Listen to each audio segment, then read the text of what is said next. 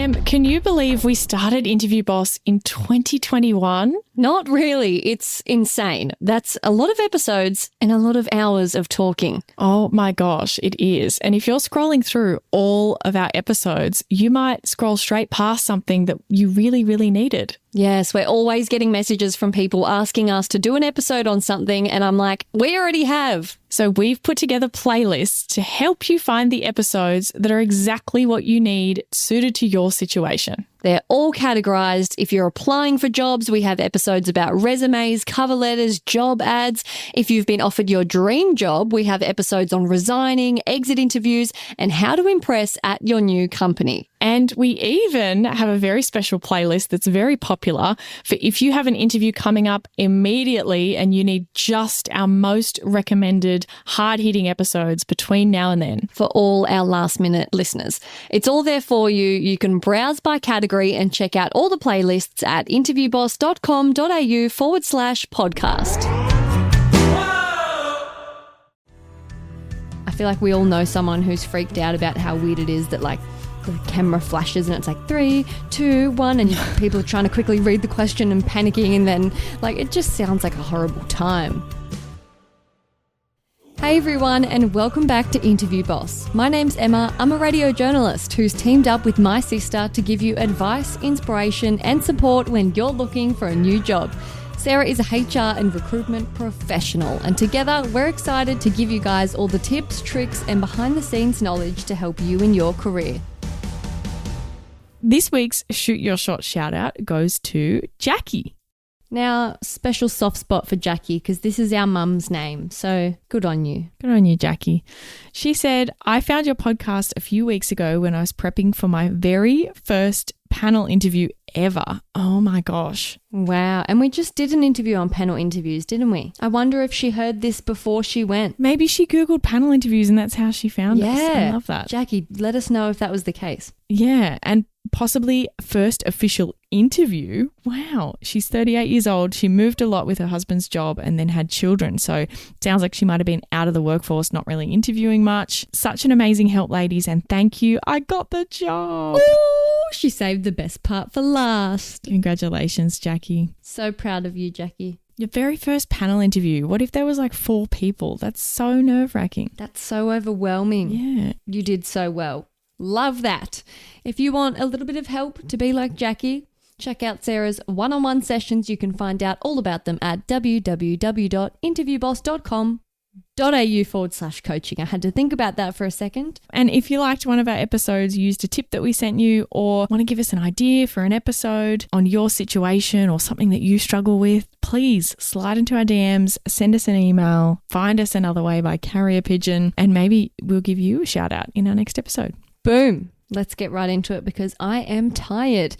We're going to be talking about pre-recorded interviews today. Now, I'm actually surprised we haven't done an episode on this because these are so common, especially in the pandemic. I feel like a lot of people I know have done them. I feel like we all know someone who's freaked out about how weird it is that, like, the camera flashes and it's like 3, 2, 1 and people are trying to quickly read the question and panicking, and then, like, it just sounds like a horrible time. I'd rather do it in person any day. So interesting you say that because I think most people agree. They hate them. But I'm here in this episode going to try and reframe how you feel about them. To play devil's advocate. Absolutely. Because I've been on the other side and I've chosen to start doing recorded interviews as a recruiter. Oh, you evil woman. To bring them in to a company. And I'm going to talk about that. Well, tell us, why do they use them? Good question. Let's imagine a couple of different scenarios. One might be you're recruiting for a role that requires someone to have a good kind of personality or phone manner or be able to build rapport with people. Maybe they're working in a store, maybe they're over the phone, kind of customer service. Maybe it's like a reception, front-facing type of role. It's pretty important that they have the right personality for whatever it is that you're looking at. They might need to be super professional. They might need to be really friendly. They might need to be very high energy. They might need to be really professional and demure and kind of understated because maybe they're working in a funeral parlor or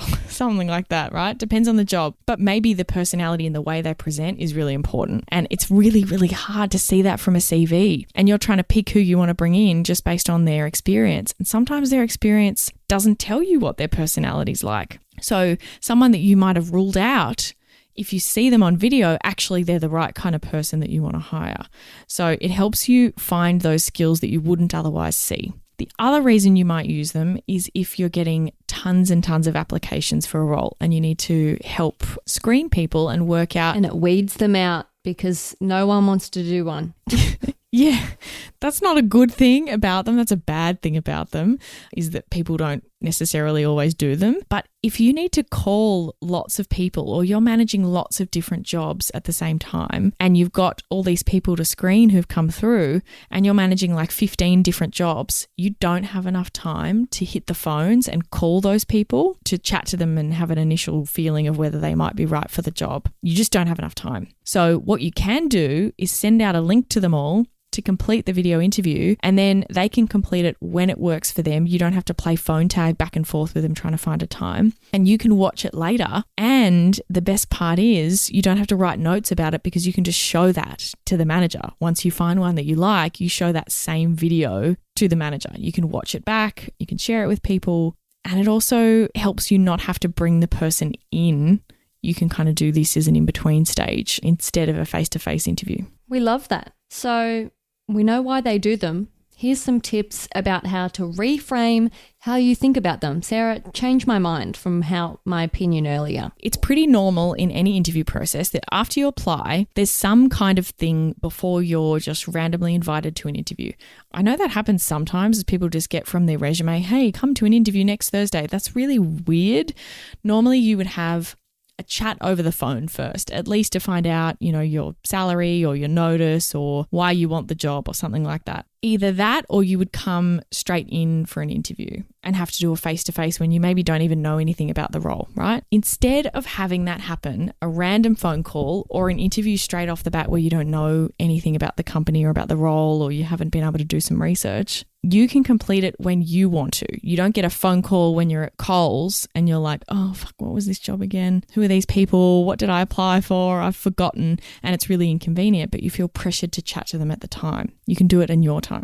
The other thing is you can reread the job description, have your resume handy, and get comfortable in the right headspace before you actually complete it, rather than having to do it during business hours. This is true. I guess it's like an open book exam. Yes, it is. You can have all your stuff there. They were the shit during uni. When you get a phone call, you haven't got your stuff ready. You haven't got your notes with you. Even with a live interview, you can't really have that same thing of when they ask you the question, quickly glancing at your notes, furiously writing, and then looking up and going, okay, I'm ready. You have to do the readiness the whole way through the interview, right? In this, you can prepare a little bit where you get that reading time. You don't have to take time off work. You can do it at midnight, in the middle of the night if you need to. You can do it on the weekend. True. Yeah. Weird flex. You don't have to leave work early. It's not as awkward if you've currently got a job. You can read the question instead of hearing it. I kind of like that one because sometimes when you hear it, it's kind of confusing. Whereas if you read it, it's a little bit easier. Or you do that thing where you're looking at someone but you don't hear a fucking thing they say. I do that at work all the time and I'm like,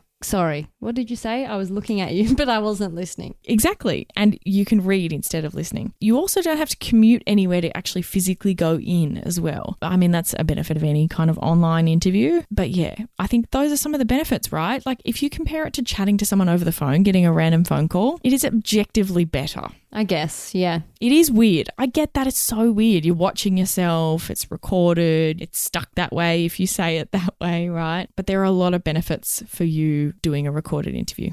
So what are the main things that they're looking for? Yeah, good question. So normally they want to understand your reasons for applying, your overall kind of experience. So they're normally pretty broad, I would say. Obviously, there are exceptions. I don't know how every company out there is using them. Some of them might be asking really specific questions. But in general, it's what's your reason for applying? What do you know about this company? What's your overall kind of experience in this area? And most importantly, what I used to mostly look for is their energy and culture fit. Again, depends on what the role is looking for that. Sometimes you might need to be quite a senior presence so that they can imagine you presenting to their senior clients. You know what I mean? When I had my job in promotions on the street fleet and my job was to be one of those crazy people that's like, come down to the park and get a free chocky milk.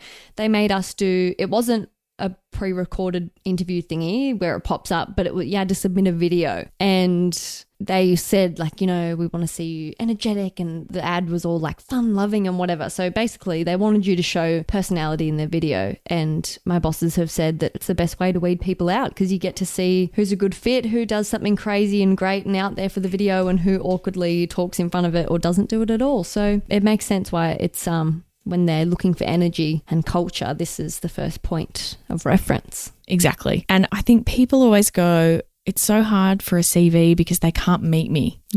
If they only met me, they would know that I'm right for this role. That's a true criticism, isn't it? Well, this is your opportunity. That's true. Right? True. They're not going to be judging you as much off your CV. They get to meet you. So bring in whatever it is about your personality that you think that they're going to like or that's right for the role. It's a huge advantage. The amount of people that I've hired because of their video that I would have ignored if it was just their CV is huge. You heard it here first. Huge. Like your CV can be whatever. If you do well on the video, normally they'll send the video out to more people than they would interview. Does that make sense? Like they don't necessarily send it to everyone, but they probably casting a pretty broad net. Maybe it's like half the people who applied or something like that. Hey job hunters, big news. Our all new course, Interview Academy, is live and ready to transform your interview game. It's all the strategies from Sarah's one-on-one coaching, but without the limited time slots. Yep, it takes you step by step through crafting your career story, coming up with your awesome best bits, and all the practice you need. And guess what? It's at a special launch price, never to be seen again. Get more information at interviewboss.com.au/interview-academy. It's linked in the show notes below. It's your opportunity to stand out beyond what your CV would. Like some people say discrimination because you're up on the video, we can see what you look like and stuff. Well, I think it's good for diversity of background. If you're a career changer or something like that, your resume doesn't make a lot of sense. I get to see you. I get to meet you. You seem the right fit on video. What are they not looking for?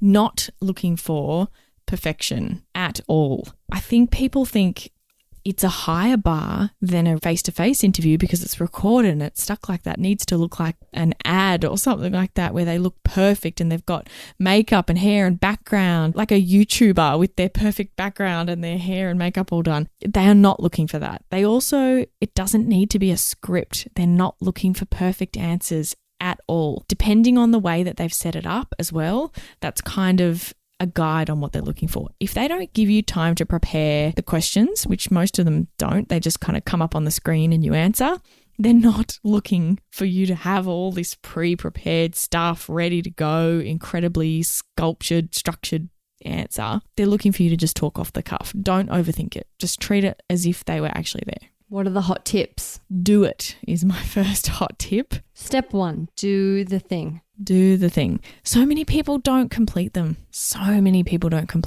I guess it's because it's a bit intimidating. It's something to do. You may not get around to it. I don't know why people don't do them. Maybe they're worried or scared of them, or they think that they won't get a chance, or that too many people will submit it. Nobody will even watch it. It's just so untrue. I watched every single one. I didn't necessarily read every CV, but I watched every video. And most people I know in the industry would say the same. So do it. Take the time. Once we do it, then what should we do? The other part of that is do it quickly. I think this comes with this idea of being perfect. People go, if they get the invite on a Tuesday, they go, oh, I've got something on tonight. I'll wait till the weekend because I want to do a whole day of prep first and then I'll do it. Okay, sure. If you get it on a Thursday or a Friday and you want to wait till the weekend, okay, fine. Try and get it done as quickly as you can. Go home that night and just say to yourself, I'm going to do 20 minutes of prep and then I'm going to record it. It doesn't need hours and hours. Yeah, doing it quickly is the best thing to get yourself seen. Rip the Band-Aid off. Yeah, some people would complete it like 2 weeks after I'd sent it. I'm like, I've already started interviewing the people that sent it in a week ago.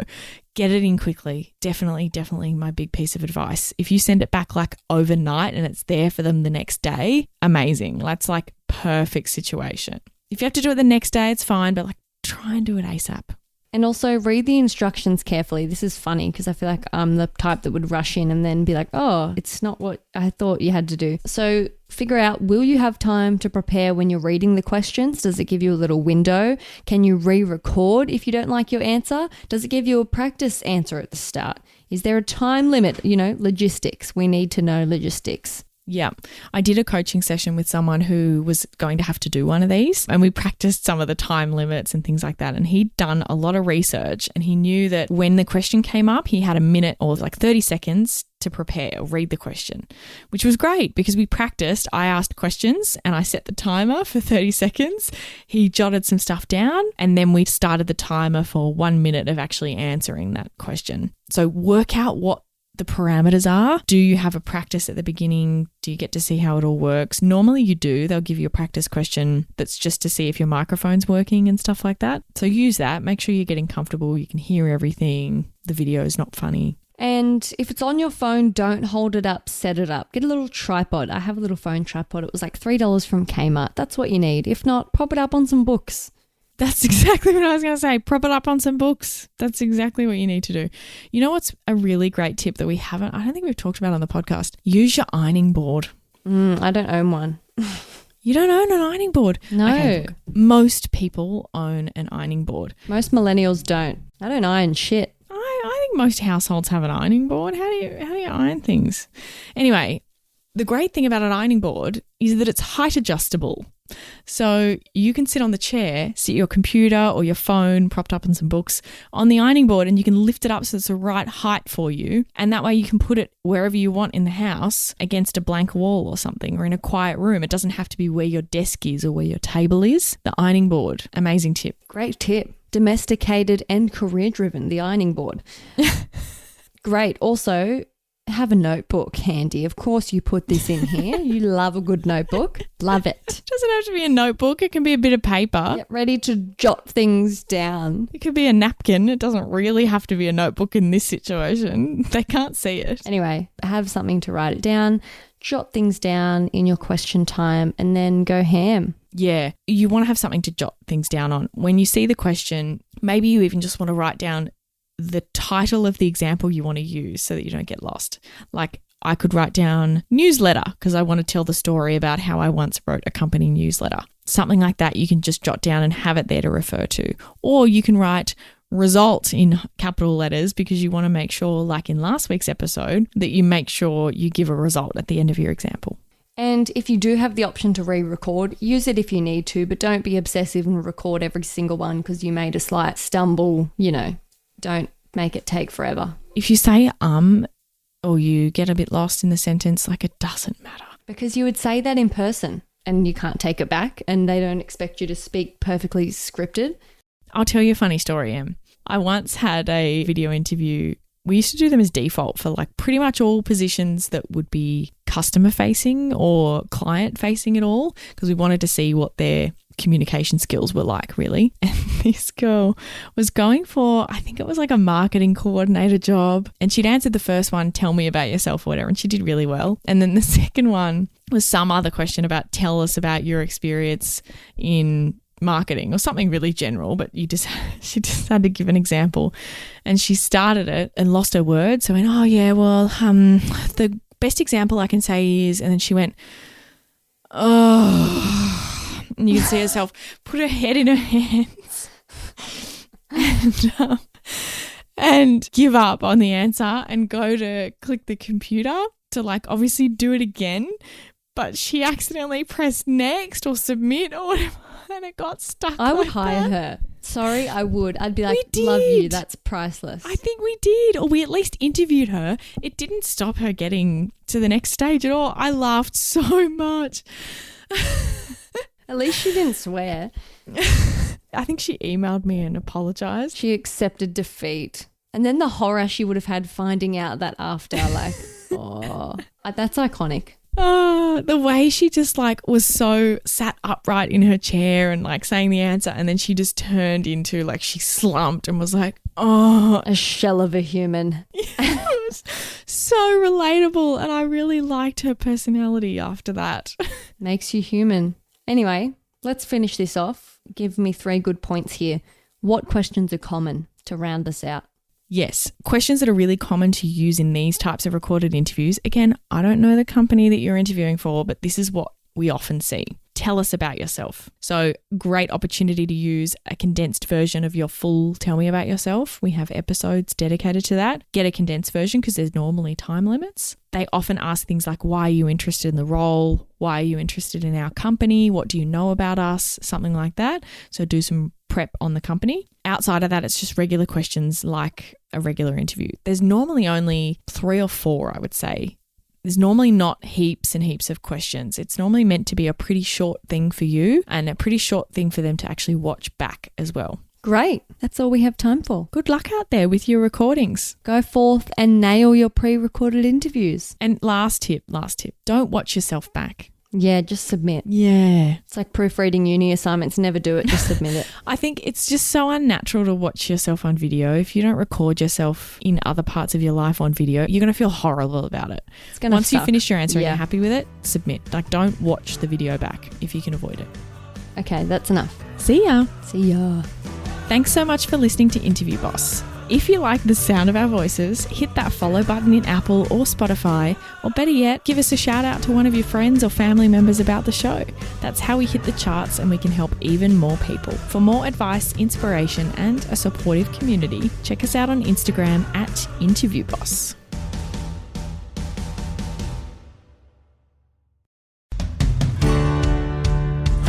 We've been your job search besties and helped you in some way. There's a cool way you can support the show. Shout us a virtual coffee. We get a huge kick out of reading all of your success stories. Head to buymeacoffee.com/interviewboss and shout us a cuppa. If you keep us caffeinated, we can keep the content coming.